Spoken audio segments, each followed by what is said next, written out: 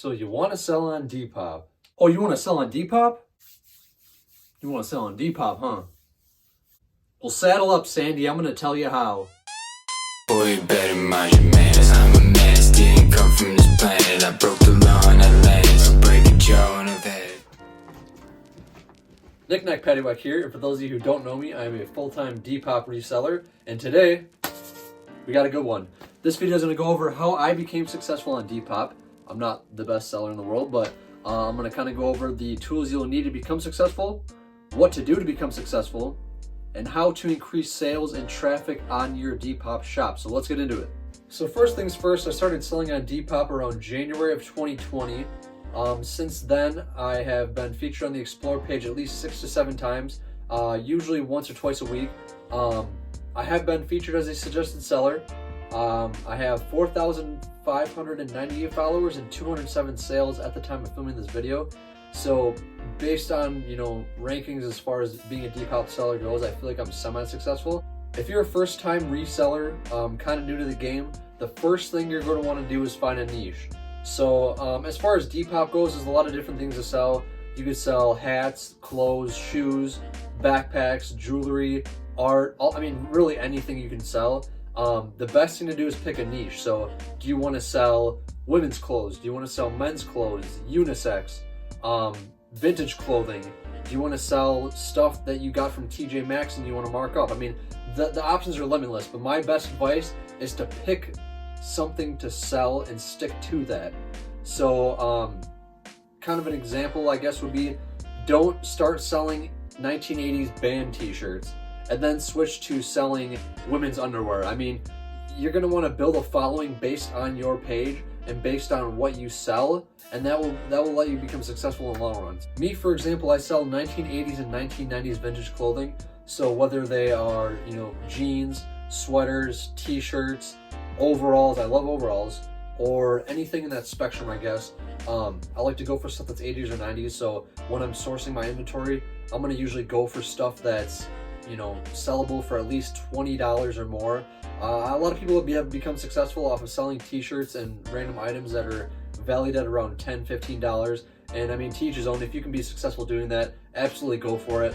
But I'm going to kind of give you some tips on, how to build up a following and build up sales quickly based on your niche. So the biggest, most important first tip I can give you is take good pictures or great pictures. And a lot of YouTube videos, when it comes to talking about how to be a successful reseller, they just say, take good pictures. Take good pictures. What does that mean? I'm going to show you some examples real quick. So if you decide that you don't want to model your pictures, this is a great example. Have good lighting, crisp and clean, as little wrinkles as possible in the garment. If it's a long sleeve, fold the sleeves in just so you can get the whole gist of the arms. Take a picture of the front, back, maybe the decals or the graphic. Also take a good picture of the tag. This is a pretty rough example on how not to layer clothes if you're gonna picture them for Depop. Garment all wrinkled, most of the jacket isn't even showing. Pretty terrible lighting, a bunch of crap in the background. Someone's gonna look at this and be like, oh my gosh, I'm not paying 40 bucks for this jacket. So if you do decide you want to model your clothes, I'm gonna give you a pretty good example. Obviously right now you can see a little bit on the sides just because my phone is turned sideways, but have a good visual representation of the entire garment. Make sure that you have the bottom to the top visible. You can do different poses like Star Student, shout out Star Student. Make sure they can see the graphics if there's any. Make sure they can see the back. Don't leave any flaws out. I know there's a stain around here. Maybe get a close-up of the stain. If there's a graphic, get a good close-up of the graphic. Have it nice, crisp, clean. Give them the full visual representation. I have like 14 followers. My buddy Joe's got 4,000, and how do I gain followers? So there's really only 2 solid ways to gain followers: the organic way and the dirty way. I'm gonna go over the organic way first. So the organic way is kind of, I guess, the slowest roll way to go. It's kind of like a let them come to you type deal. If you start your Depop page, just start posting stuff, making sales without really being active in the community. You'll slowly start to build up a following. I think from when I started until probably 2 to 3 months after, I got maybe 200 followers. That's not really a lot. If followers matter to you, as long as you're making sales, it really doesn't matter in the long run. But to build a following the organic way just have good content, take good pictures, set yourself aside from the other people, and I guess they'll kind of come to you. Like I said, it is a little bit of a slower way to do it, but that is option number 1. Then we have the dirty way. So I haven't figured out how to screen record on iMovie yet, but one example how to gain some followers is you click on a random item on the Explore page, click on people that have liked it, and just go down the line and start following people. Hit that follow button. Depop allows you to follow up to 7,501 people, so it's a strenuous process, but it is possible. It kind of gives the person a notification that you followed them. They might follow you back. You can choose to keep them or delete them, but when I did it, I kept people for a little while, and I would wait till I got to that 7,501 threshold and then just mass unfollowed. I only did that once, but I mean, the return isn't the best, but you still get followers from it. Otherwise, another way to do it is if people are doing the same routine I just showed you before, you can go ahead and like a bunch of stuff on the Explore page. As you see, I already have, but let's scroll down a bit. Just hit that heart button, and if people are mass following like I just showed you before, they're likely to follow your page. Otherwise, this kind of gives you a chance to connect to different sellers. So say Hype Whores saw that I liked their profile, they might check out my profile and go, oh, this guy's pretty cool, I'm gonna give him a follow. Always stay engaged in the community. It's good to reach out and network and connect with people. Another way to do it, I'm gonna use my buddy Thrift Haven's page. Shout out Thrift Haven. Hope you're doing good, bro. You can go into reviews and you can click on sold items. These are people that are actually buying stuff, not people that are just scrolling on Depop window shopping. So what you can do is you can go ahead and click on the sold reviews, click on the person's profile, give them a follow. Click on the sold person's profile, give them a follow. I'm gonna unfollow these real quick just because I don't do this anymore, but that is another way to do it. The other last example for the dirty way is to just go to a top seller or a popular seller, click on their followers, just follow down the line. It's got 11,000 people I would have to potentially go through and follow, but if you're trying to build your shop, you got to do what you got to do to get to those numbers. So tip 3 is something you're gonna not want to do, and that's be pushy. So if someone likes an item of yours, don't be in their inbox saying, thanks for liking my item. Just so you know, nobody wants to hear it. If they like something, they're gonna like it. If they're gonna buy something, they're gonna buy it. If not, let them be, The last thing I feel like any buyer wants is to have 40 people in their inbox telling them that you're grateful for liking their item and, explaining your entire shop policies or explaining all your deals. Just let them be, Tip 4, and this is one that does get overlooked semi-often. At the end of the day, don't forget this is a business, okay?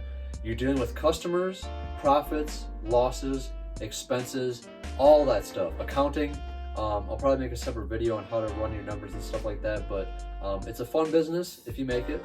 But at the end of the day, treat it as if it were Coca-Cola or Microsoft. Make a good name for yourself. Don't be rude, be courteous, be kind. Don't give yourself a bad reputation, because at the end that will make your business fail. A good thing to do is also reinvest in your shop. So when I first started Depop, I was taking pictures with my flip phone. No, I'm just kidding. I had an iPhone 6.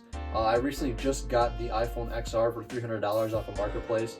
It wasn't that big of an investment, but what you got is what you got to start off with. But once you get more money coming in, invest it in different things that can help build your shop.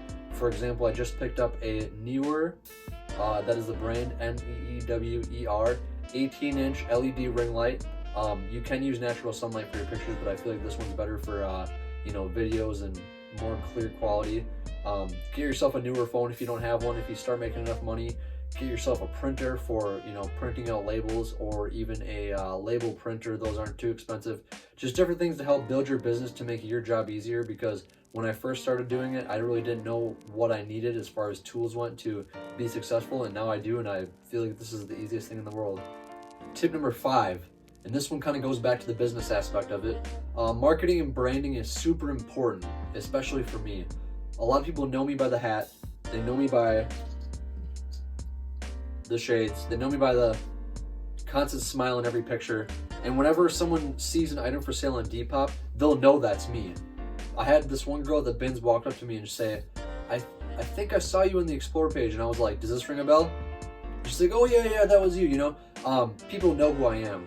If you model your pictures and put a face behind the page, it'll give people a little bit more of a personal buying experience versus if you were to just lay a t-shirt flat or model your clothes from neck to waist. And that does work, don't get me wrong. But if you really want to make yourself known and really want to make a brand for yourself, set yourself apart from the others. So you could wear a party hat. I know this guy, Baghead Vintage, he wears a brown paper bag over his head. I mean, different little genius ideas like that to let people know this is who I am. And my last tip for you is be fair with your prices, okay? You can go on eBay and see a Mickey Mouse shirt that you found posted for $10,000. People can post stuff for whatever they want. That doesn't mean it's going to sell at that. If you can, try to find items that are similar to yours or exact same as yours that have sold for a certain amount and price your stuff based off of that amount. Or go on Depop and look up the Mickey Mouse shirt that you have, say it's Mickey Mouse holding an ice cream cone, and look and see what people have priced those same shirts at and base yours around that or maybe even a little bit lower just to make sure it sells. Don't put your value on certain items too high. Also, don't undervalue items. Make sure you do your research on stuff that you find. Am I missing anything? Is that it?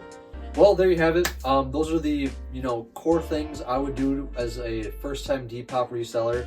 If anybody has any tips that I didn't answer or any questions they want answered, drop them in the comments. I'll go through them and I'll kind of bundle them all and make a separate video out of them. But otherwise, thanks for watching the video. Go ahead and follow me on Depop and Instagram at @NickNackVintage and stay tuned for more content.